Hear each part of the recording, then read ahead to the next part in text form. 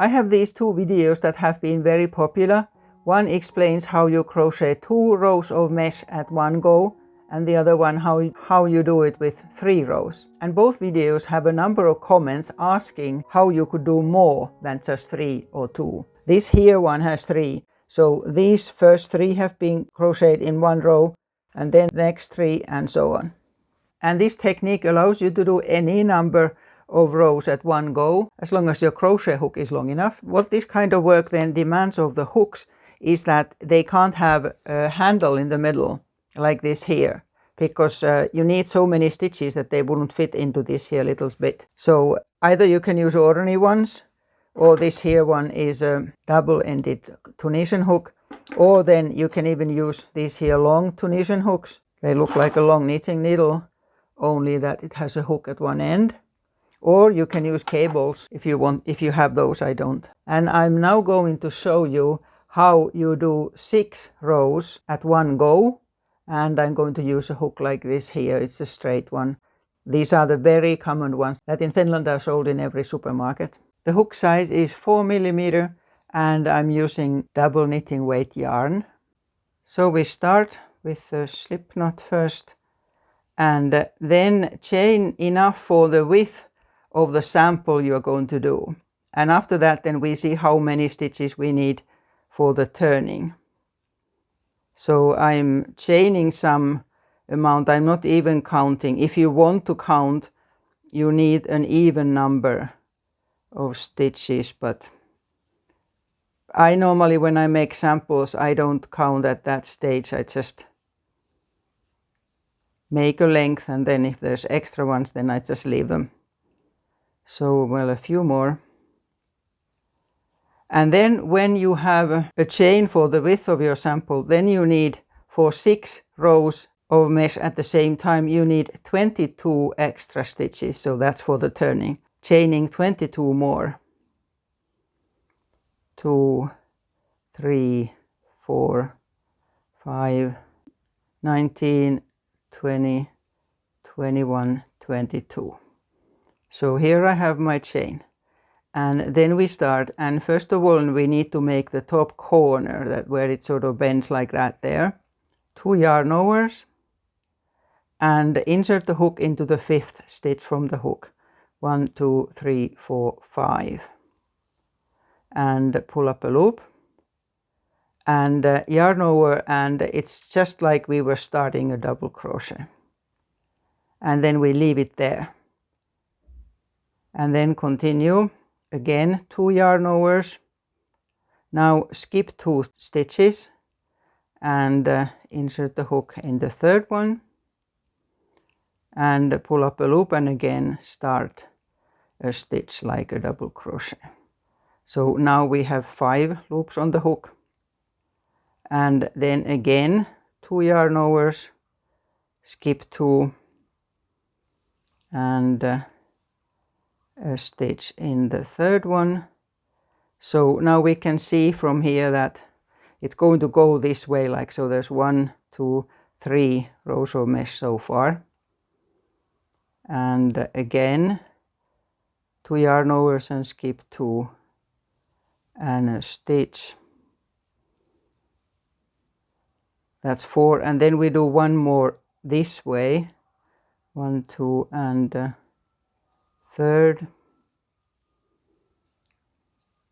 And now what we need, where can I show it so you see, like that there. So now we need the other corner, and for that we just have 1 yarn over, and we skip 4 stitches now. 1 and a stitch in the one after.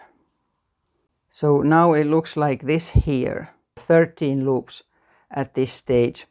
And what we're going to do now is just as if we were working with trebles or something where there's many loops, that every time you take a yarn over and pull the yarn through 2 loops.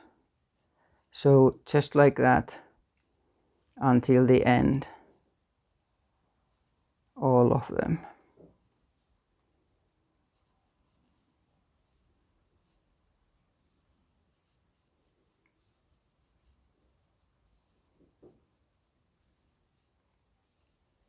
here. And now that is the start of it, like a first stitch, if you could say that. And then we start doing more of them next to it. What I'm going to show here now is that there's always just one stitch between the vertical bars, and at the very end, after we have looked at how you calculate the chains, we will also look shortly at what you change so that you would have 2 chains here, so that the vertical bars would be slightly further apart. Chain 1 and 2 yarn overs. And now we will attach it always into this here, where these meet. And I like to take this here loop and that one, so that it's sort of sturdy, and pull up a loop. And otherwise this goes in the same way as the previous row, just that now we don't have the chain there to attach them to. So 2 again, and here this and this loop, and starting the stitch, and that into each of these. Only the last one will be slightly different. So you take 2 yarn overs, go into next stitch where these meet, 2 again, and here. And with the last one you always just yarn over 1, and you skip 1 and then a stitch into the next one. So here now again we have 13 loops, and we do the same, going through 2 loops at a time, every time.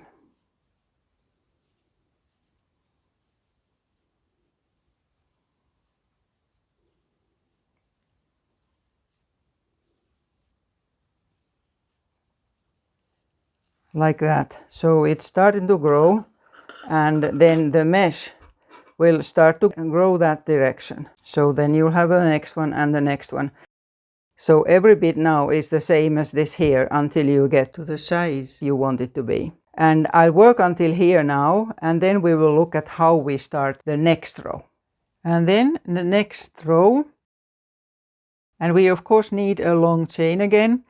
And the way it works is that you need 3 chains per row plus 1.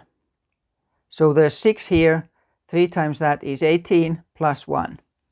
So I'm chaining 19.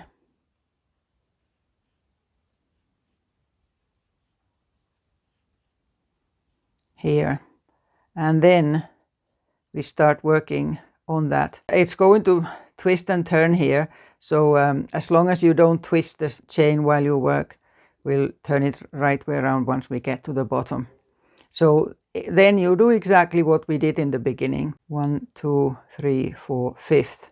So you skip 4 first, and then start like this. Yarn over 2, skip 2, and so on. The whole way, skipping 2 and starting the stitch like that.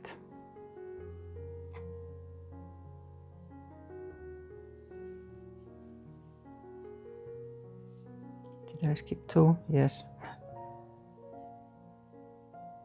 And here. So now we should have 5 here. 1, 2, 3, 4, 5. Yes. And then I'm turning it at this stage. Now it will stay where I put it. And here again, when you come to the bottom of these all, then you just do 1 yarn over, and here we insert the hook in the top of that there stitch, and do just the same as before, always through 2 loops until we only have 1 left.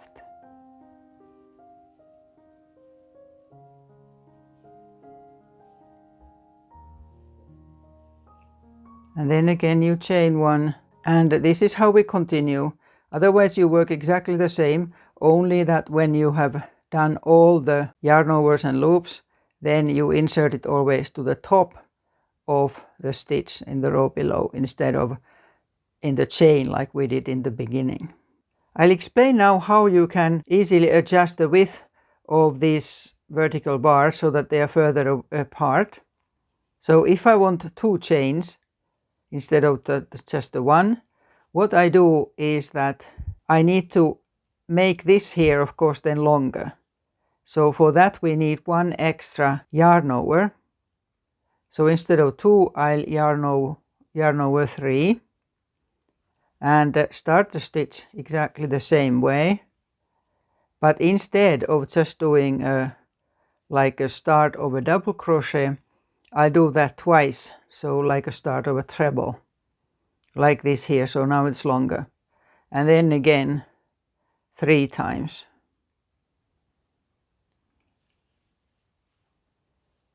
So through 2 loops and through 2 loops. And otherwise you continue exactly the same. And when you come to the end here and you have the chain, instead of skipping 1, you skip 2. So that's the only difference. And there are many ways you can adjust this. Like if you had 4 yarn overs, you could put 2 of them to the bar here and 2 upwards, so that also they are further spread out this way. But I'm not actually going to do it. I just explained the basic idea how it goes. Then lastly, this looks a bit funny. I always tend to make everything sort of visual instead of writing instructions. I'll explain what it means. This here that we just worked on had 6 rows of mesh, and this represents them 1, 2, 3, 4, 5, 6. And I'm using this here drawing to explain how you calculate how many extra chains you need for the turning part if you do more and more or a bit less rows. Each round here represents a chain. So there's 1, 2, 3, 4, 5 at the bottom corner and 5 at the top. So that makes 10. And this forms 1 row and this forms 1 row. And then in the middle here, you always need 3 chains per row that you're going to do. So if you only had, say, 4, you would take 2 of these away.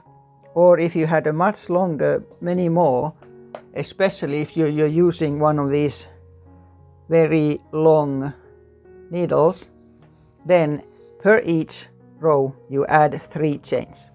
So use different variations of multiple rows of mesh at the same time to finish mesh or net projects faster.